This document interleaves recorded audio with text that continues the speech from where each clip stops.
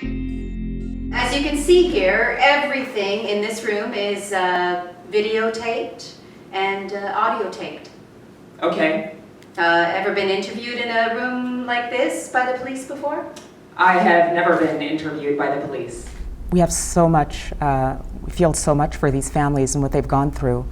But we aren't trying to sensationalize, and that's kind of the reason of sticking to the transcript and not bringing a lot of drama or, own interpretation and all of that to it. We're trying to really, we don't want to make this something bigger than what it actually was in terms of the way things happened.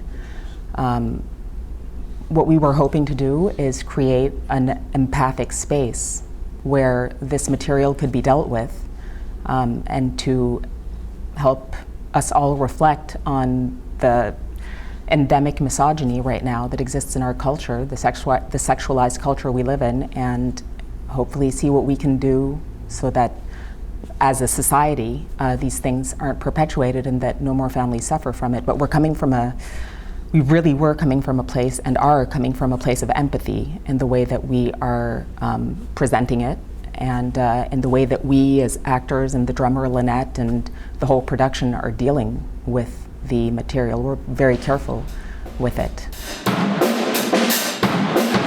We're not surprised that families and friends of those survivors and of the victims are faced with hearing the words again, or knowing that the words are out there again.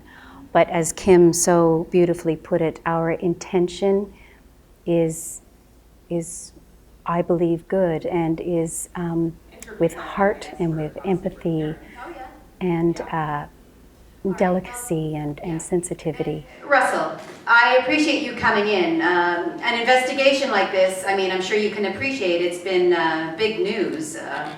Yeah. At the end of the day, we're not going to prescribe to the audience how to feel about this. I think the most important thing for the audience is the audience that comes to see this transcript as we stage it is to bear witness to something that is a major part of the Canadian fabric, a major part of something that has happened right here in Canada, and this is something that is important to witness and not to forget.